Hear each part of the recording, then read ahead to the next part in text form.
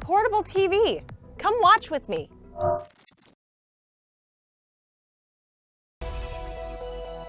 Tensions heating up once again between the U.S. and China, this time over supercomputers. 7 Chinese companies have been blacklisted for allegedly helping in Chinese military efforts.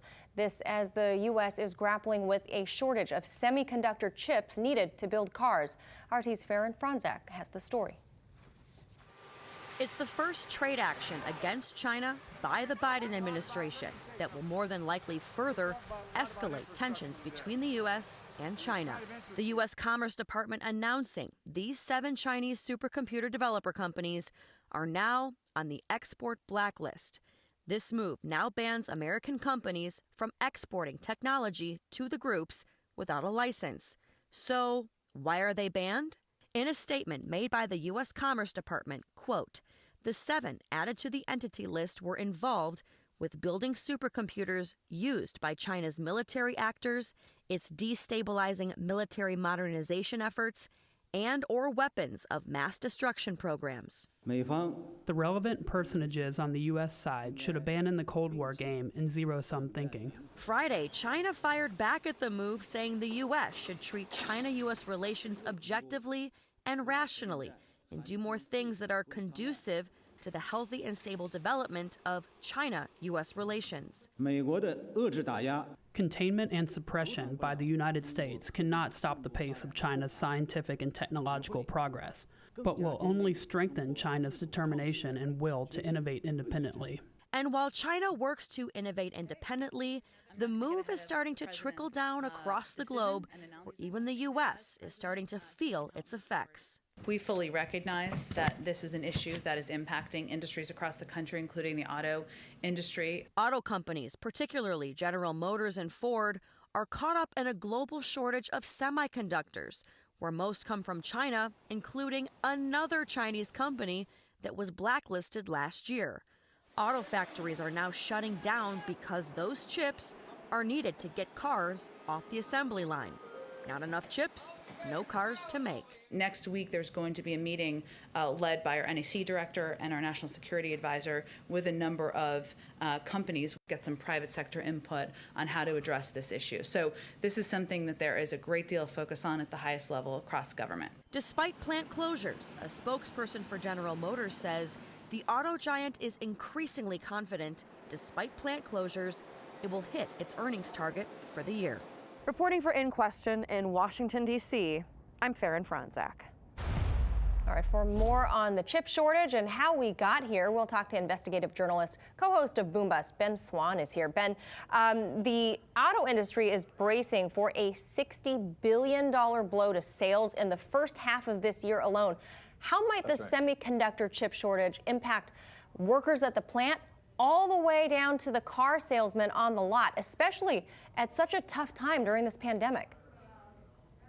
Yeah, I think it's going to have a huge impact. First of all, we're talking about, as you said, a $60 billion impact that translates into roughly 700,000 fewer cars even being made, let alone what's sold, but 700,000 fewer cars being made in the first quarter of this year by Ford alone. So we're talking about a massive impact across the spectrum. And there's a number of reasons for this, right? So when we talk about semiconductors, you have to understand, and viewers have to understand, that this is kind of the base technology for most consumer electronics, right? Everything is being run on semiconductors.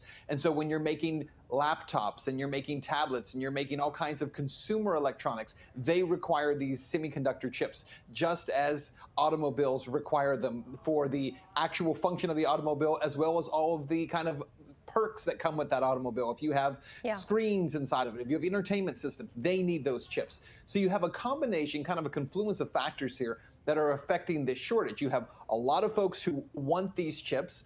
You had a large number of people during the 2020 pandemic who started buying consumer electronics at a higher rate than was expected. So that's kind of driving up the need for it. And last year in 2020, we saw more people buying automobiles than had been expected. So at the same time that supply chains slowed down, we also saw a surge in people buying. So all of that kind of combines to create a confluence of factors that, along with the Trump trade war, has really had a huge impact. Yeah, I also heard that the blockade at the Suez Canal with that shipping container tanker was also part of the problem, that things aren't getting to where it needs to go soon enough, including semiconductors. But you touched on this a moment ago, Ben. It's not just the auto workers being impacted here, right? You mentioned laptops. There are reports that even little kids are being impacted because the schools can't get the laptops to provide to the kids to do at-home learning. Right, exactly. And so something to keep in mind, when people hear this, they're going to immediately say, well, then why don't factories in China, why don't factories in Taiwan and all around the world just produce more semiconductor chips? And one thing you have to understand is it's a part of that chip, something called the wafer, which is the little, kind of frayed piece that the semiconductor chip sits down on top of in order to be inserted into an electronic. That wafer has a 26-week lag time in terms of the time you begin producing it until it is finished and ready to be used. 26 weeks. How long is that? That's what, 6 months, right? So you have a 6-month lag time from the time you begin creating those wafers until they are ready. So that's one of the things that is slowing down this process. It's not like you can go in tomorrow and say, hey guys, we were going to make 180,000 chips. Let's move that up to 360,000. Let's do that tomorrow. It doesn't work that way. So you do have a slowdown in terms of the supply chain as a result of coronavirus. But you also have just a general natural lag time associated with this. And you have certain companies, Chinese companies, that the United States under the Trump administration said can no longer sell these chips to the United States. And that creates a whole other backlash as well, because now you're taking an already limited supply of something and you're making it even more limited. Yeah, I mean, I think you touched on a lot of important things there, that this isn't just a demand crisis, but there is this backlog because I didn't realize it took that long. That's 6 months. Not to mention that a lot of those places in China, in Asia, were also shut down because of the coronavirus. Yes. So you double all that, and it's just impacting all over the world. Lastly, Ben, what is the outlook for consumer electronics throughout the rest of this year? Given the demand for electronic devices have jumped, so many people are working from home, people are buying the Xbox, PlayStation, all that stuff. What's that look like for the regular Joe?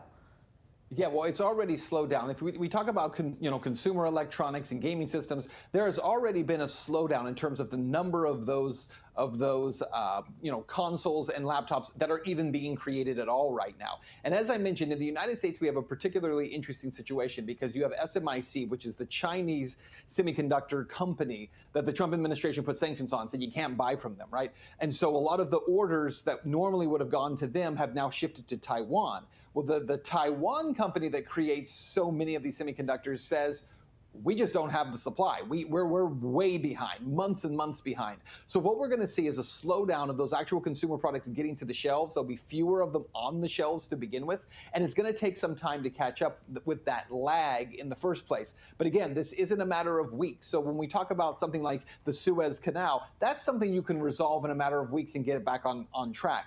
When you're talking about a 6-month lag time, or you're talking about possibly a year's lag time, you're going to see a significant slowdown at the same time that you have an increased number of people wanting to purchase those items. So in a normal year, non-pandemic year, you might sell far fewer laptops, far fewer gaming consoles, far fewer automobiles. All of a sudden, people want to buy all those items because they're bored and they're stuck at home. So you want to buy those, and so you have a limited number kind of in the stock supply on the shelf, and you have a limited supply in terms of the supply chain. So all of it's going to slow everything down for at least the next 18 months to 2 years. 18 months. Christmas is going to look rough this year, Ben, 2021. Order early. There you go. Ben Swann, thank you so much for weighing in.